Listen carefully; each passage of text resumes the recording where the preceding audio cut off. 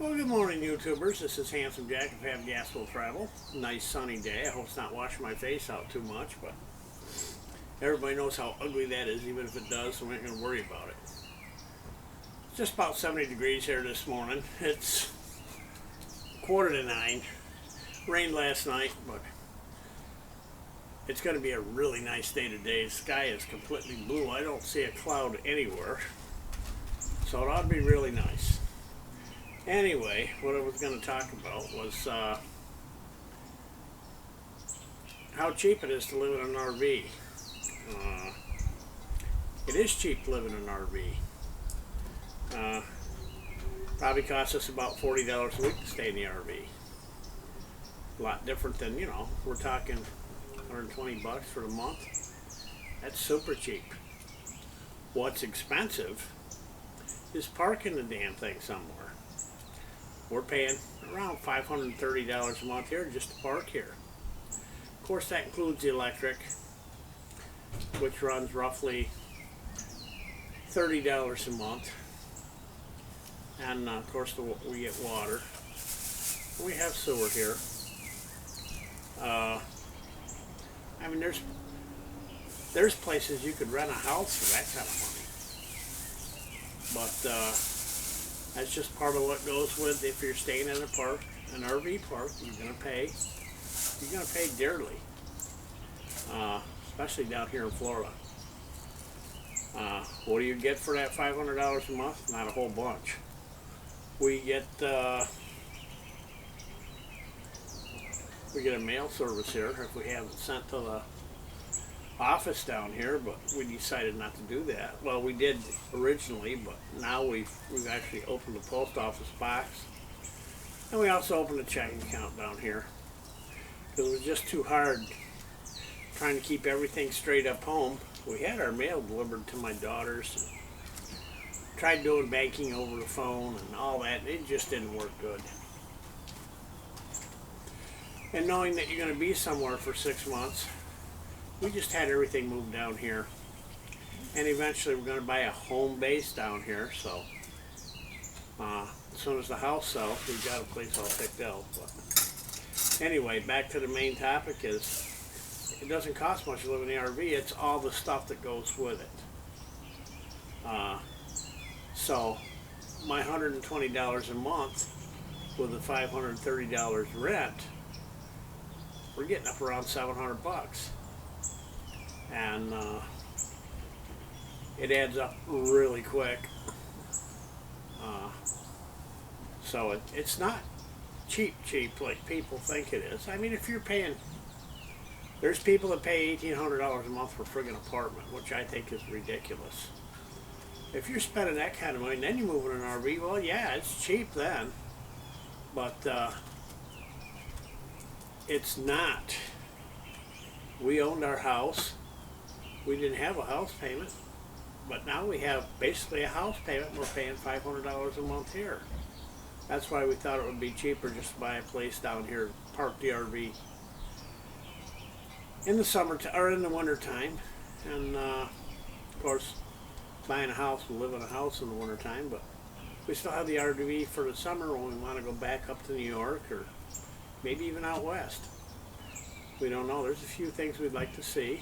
I'd like to go to South Dakota and like that, but it's not as cheap as everybody makes it. They tell you all the good details, but there's a lot of bad ones too. I mean, and things do break. You have to fix those, so you have to have extra money for that. But staying in a park, you might just well figure on spending close to $1,000 a month by the time you get everything done. Because you got, like I said, staying in the RV itself was cheap, but the minute you move into a park, then you're really increasing the money that you're putting out every month. And as nice as it is to boondock, which it is nice, you don't want to do it all the time.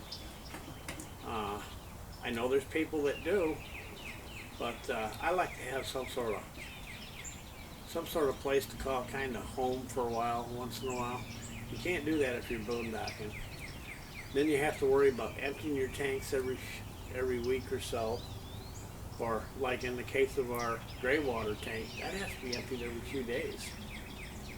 So that means you got to move your RV. Even if you're boondocking, you got to move. Go someplace, find a place that you can dump, pay to dump.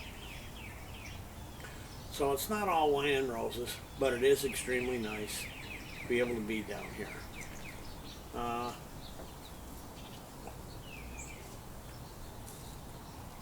If you're boondocking too, you have to worry about leveling your RV and all that stuff every couple days, tearing down, driving it somewhere.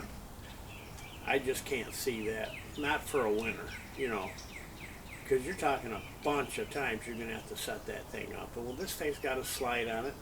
It's got hydraulic feet and everything on it to level it up. But it's still a pain. You have to move everything inside, button everything down before you can get in it and take it down to the local place to dump it. And I don't know.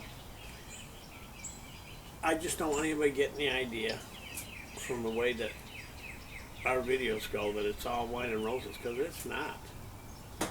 It's not cheap. If you're paying a lot of money at home for a house or something, say $800 a month, or like I said, $1,800 for an apartment, or even $1,000 for an apartment a month. This is going to run you almost that $1,000 a month. So you figure that, you figure you got 12 months a year, that's 12 grand right there gone. And just so either you have to be working or have a really good retirement to be able to do this. I'm not saying don't try it. Maybe if we had a smaller RV, we'd both drive each other nuts then, but then it would probably be a little easier.